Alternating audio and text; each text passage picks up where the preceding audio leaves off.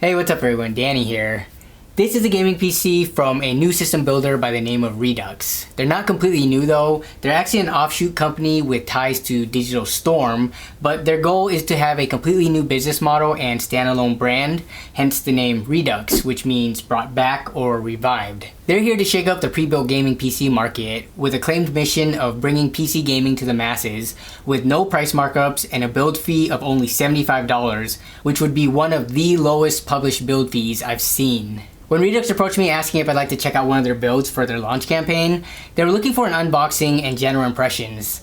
Now, I imagine they already approached a lot of other creators as well, like professional gamers and full-time streamers, other people who may not necessarily focus as much on the details that a strictly PC hardware channel would. So I told them I wasn't interested in doing any type of sponsored content like that, and I wanted to instead do a more critical and unbiased review of their system, where I'd be able to point out both good and bad things depending on what I find. If their product is as good as they say it is, then it would speak for itself and they should have no problems with this, right? So in this video, we're gonna check this out and see if they're all that they claim to be right after this. Amazon product reviews are pretty much garbage. I rarely look at them anymore because it's mostly bribed reviews or people who leave 5 stars just for the product showing up. I've recently started using a free browser extension called Lustre that helps me get information that I need before making a purchase decision. I'm talking about trusted, in-depth reviews from well-known sources that we all know in the tech community. These are sources that I've already been using for years, except now it's automatically gathered and organized for me. It also recommends similar products and groups them up at different price points so I can make the comparison myself and choose what's best for me and my own budget. I really like it and I think you will too. You can learn more about Lustre by clicking on the link in the description, and if it seems useful to you at all, you can give it a try. Thanks for checking it out, and now let's get back to the video. Alright, so before we get started, I want to make one thing very clear. Building your own PC will always be the cheapest option. I don't care how low of build fees any company has, that build fee plus the cost of shipping a full system that's already built, plus the cost of a retail license of Windows is usually going to make buying any pre-built system like this more expensive than if you built something equivalent yourself. I still encourage building yourself first and foremost. Now with that said, a lot of people either don't care to ever build their own PC or they simply want to start off with a quality pre-built and then eventually do the upgrades themselves from there, and that's completely fine. There's also people like me who get a ton of requests asking for PC help all the time, not only from family and friends, but from viewers all over the place. It's not realistic for me to provide one-on-one, in-depth help for every single person, so it's much more easy and efficient to be able to point to a company and say, hey, I know that they're reputable and they charge fair prices, and that's a good way to start a lot of people off. So let's see if Redux can be one of those companies that I can point people to by first checking out what their builds look like right out of the box. Alright, so this is the build. FedEx did not treat this box well. We have some pretty major indentation down here on the bottom and along this panel. On this side, what did FedEx do to this? They included the motherboard box and they have a quick start guide on the inside. Extra cables for what looks to be the modular or semi-modular power supply. Motherboard standoff screws. A remote recovery USB drive.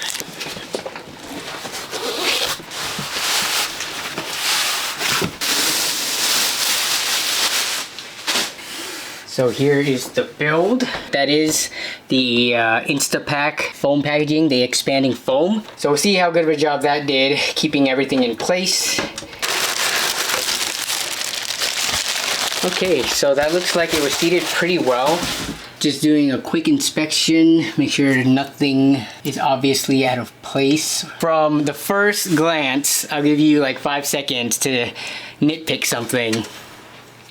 How many of you nitpicked this AIO orientation? Oh, the light's not shining on it too well, but the tubes are going in the up direction, and people who have watched Gamers Nexus videos are probably gonna comment on that. But that aside, on the front side, I think everything looks good. I think they did a really good job on the cable management.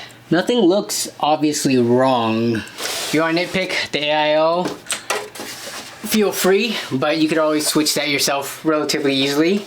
I'm likely gonna just leave it in that configuration because that's how it came out of the box. And now we look at the back side. So here's the fan controller, and it looks like it was loose. It just got knocked off. It's not being held by anything but the adhesive. That's not too big a deal in my opinion. It's not like this would have gotten damaged anyways. It's not super heavy, and it's not very delicate. Cable management back here looks very clean. They did a great job using the different tie-off points with the zip ties, and everything is routed pretty much how I would probably route it. Now what we're gonna do is try to powder it on and see what happens.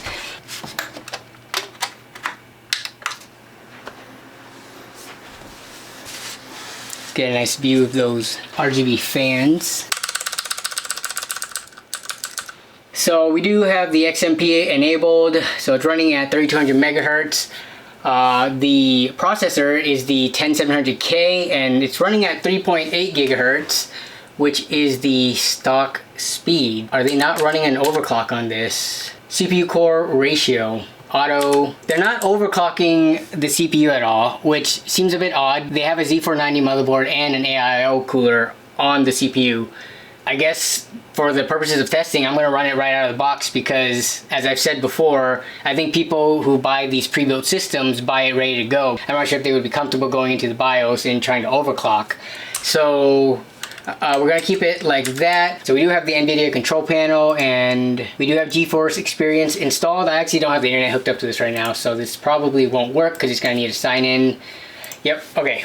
But we're going to take a look at what programs are all on here. We have Realtek audio and Ethernet drivers, NVIDIA, GeForce, audio drivers, PhysicsX, Cortana. Yeah, so from what it looks like, there is no bloatware on here, so it's pretty clean. First impression summary of the build right out of the box. I think they did a really good job putting this system together. The cable management on the front side and the back side is super clean. It did look like the box had a rough journey here. The box, the foam, the Instapack all did a good job at keeping this computer safe and getting it here in one piece. The computer has only been sitting at idle though for everything that I've done, checking out the BIOS and just kind of going through, looking for bloatware and stuff. It sounds fine for now. None of the fans are doing anything crazy. The pump's not like going out of control because of improper mounting of the cooling block. We do need to test the system to make sure it's still good when it's under load, but first we gotta check out the parts list. So here's everything we have under the hood.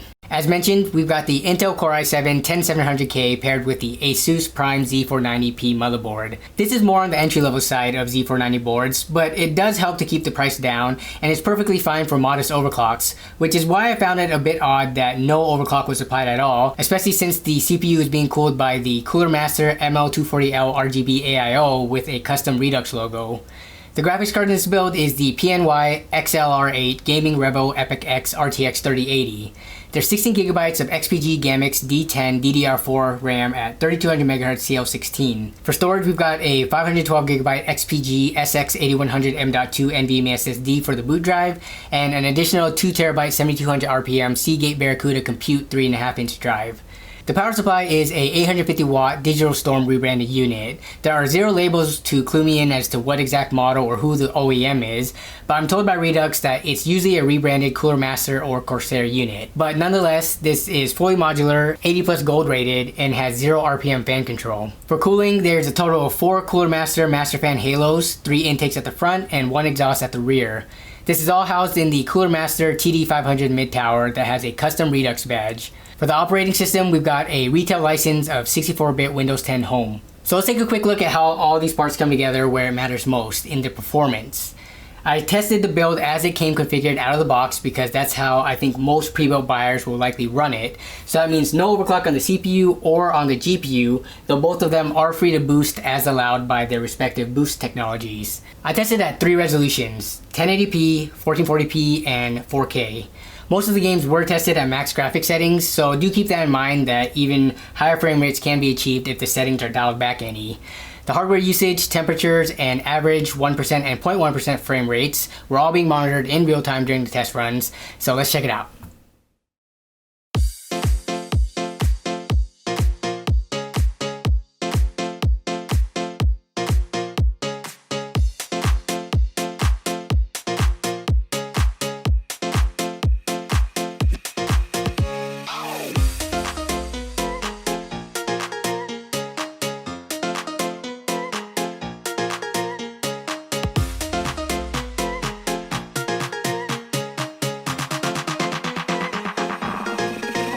that's all right.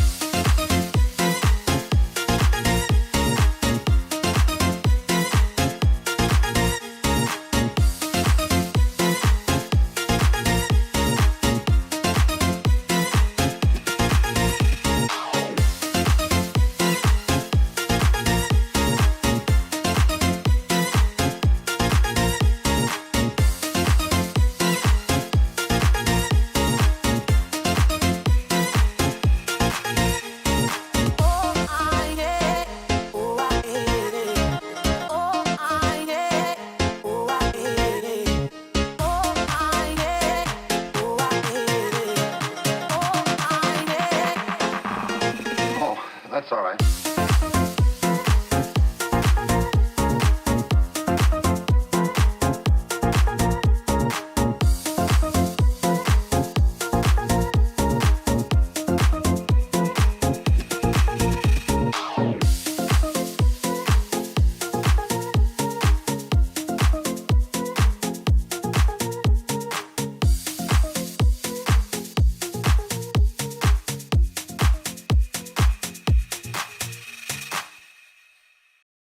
So as you saw, this PC is pretty much a beast, and that's no surprise considering the impressive specs.